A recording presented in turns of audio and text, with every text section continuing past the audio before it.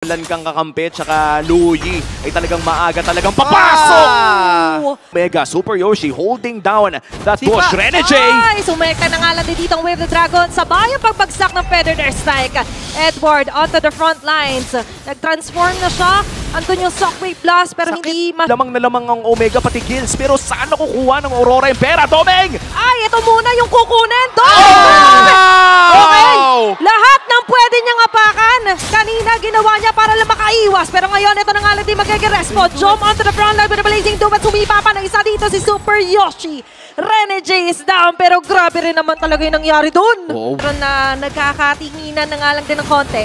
Kinasagan ng player kanya Feather Strike. Papasok si Edward. At dyan na nga lang din ang magiging follow-up. Kaso mas mabilis siyang mapubura dito ng barangay. Nandyan si Super Yoshi. Abante na paulit. Magiging target si Demon kahit na makakatakas ng Damen naman. Si Joe with the blazing doe. Pinapulan ng mga bala dito ang Aurora. Habang si Super Yoshi ang kanilang matatanggal. Eko ng Aurora Gaming at mahanap pa tayo ni si Antonio. Opo, si Renegade, hindi masyado connecta pala doon ng AG kaso nga wala magiging follow-up. But instead, siya yung pa-follow up dito. Holly Hope play para dito kay Luis.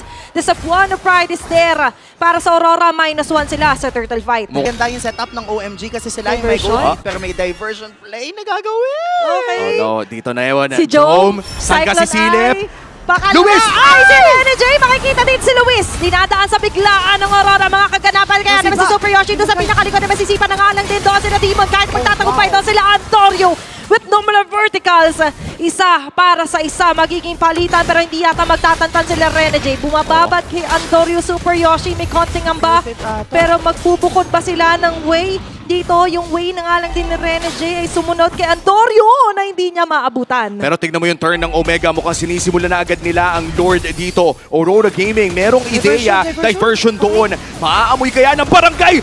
What a BMI! Grabe rin naman yung mga kutuban dito ni Jome. Kaya naman makapag-video siya doon kay Renegade. Habang si sila Edward ngayon ay medyo aatras. Antonio will still secure this Lord. Hahabol sila Okir.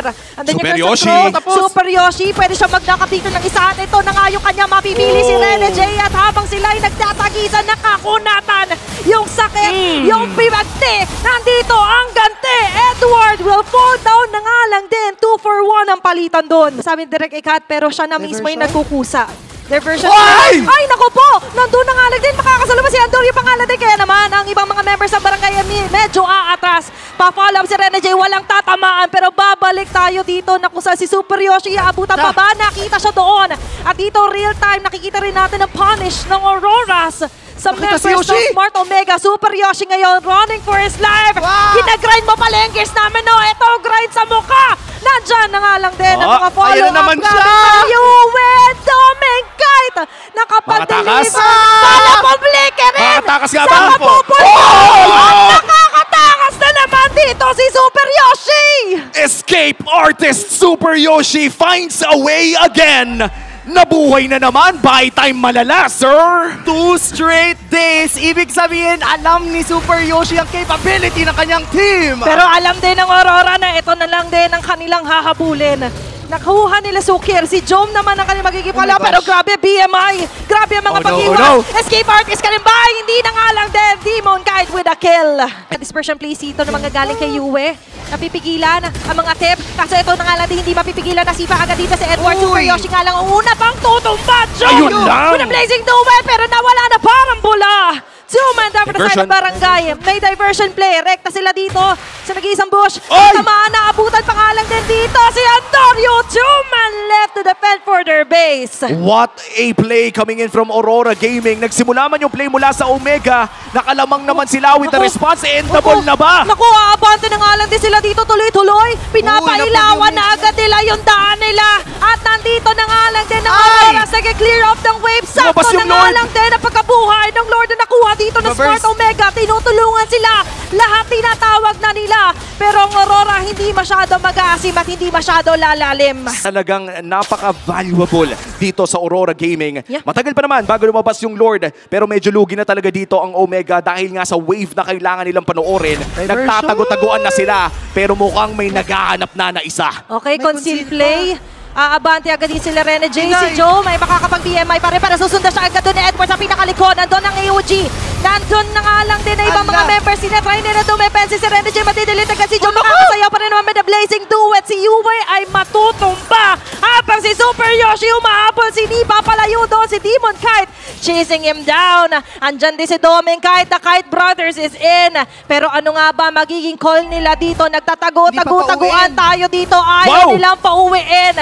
Pero makakauwi naman yung kalahati ng Kite Brothers. Andoryo, tinawag na rin nila lahat ng pwedeng tawagin. Lumipad ang ibon nila taga-Federer Shark. Lahat ng binigay na nga lang din agad sa umuwi na nila sa Buona Pride. Nandun na nga lang din at sa wakas mapapatay nila si Demon Kite. And sisimulan na kaya ang pagpasok ng lason in this concealed play. Kanina yung Lord of Smart Omega tinulungan sila para dumepensa. Ito kaya tutulungan sila para tapusin na nga lang din itong game. Number 1, Super Yoshi medyo nasasaktan. Pero ako tutuloy ko, nag-dive in na sila. Edward Demon kahit inaatake si Uker. Nakapag-Winter Crown pa rin naman. Hindi sila mababawasan basta-basta. Isa na nga lang din na magiging sakripisyo para sa Smart Omega. Pero para sa Aurora, it's going to be a successful defense. Si Luis ang nakakuha. Si Luis ang nakakuha pero ito concealed play. Naghahanap sila ng potential na mahabol. magpipita. Super Yoshi with a flicker play. Si Edward ang kanilang huli. Pinaburst nila at magsasucceed doon ang bagong barangay. -1 dito ang Aurora. Ibang halimaw ang Evolve Lord, 41,000 HP. Hindi basta-basta mapapatumba at hindi ka papapansinin. Sasampalin yan. Recta base na. Diversion play pa nga ba ang sagot dito of your Aurora. Mukhang 5v5 na kompletong battle spell pa ata ang pwede nating matunghayan dito. Okay, medyo nakakakaba ito para sa Aurora. Pinapalikong pilit doon ang atensyon ng Lord. Lumatag na agad dito na Feather Dance. Sabado si Demon Kite sa pinakalikod ay natuto ng alam si Oker. Hindi siya basta-basta maaabot. Maabot man si Luis. Kaso nga lang meron pa rin kapatlet. XP para sa XP. AOG. Tama na nga lang din. It's going to be a double kill for Domicile, making it a triple kill. At umaabante pa rin siya dito. Magkakasalubungan pa sila ng kanyang kapatid. Super Yoshi sisipa ng isa pero hindi ka na paliligtasin pa. Abante lang ang sagot dito. Pero may jump pala doon na iba yung ginagawa. Pero ngayon, makakadepensa pa rin ang Aurora. TikTok timers na ito. 30 seconds para kay Luis. 40 naman para kay Andoryo. Nag-conceal na, nagmamadali na. May minion wave dito sa mid lane. At medyo malalim yung dun sa may bandang itaas. Endable na nga ba para sa Aurora? Yung depensa ba ay hindi na sapat? Okay, ayaw nila na maglakad. Lahat ang pwede nilang gamitin na ginagawa na nga dito ng Aurora. Kumpleto silang tatlo dito. Hindi na makapag-antay pa. At tatapusin ng Aurora ang game number 1. What a comeback coming in from Aurora Gaming.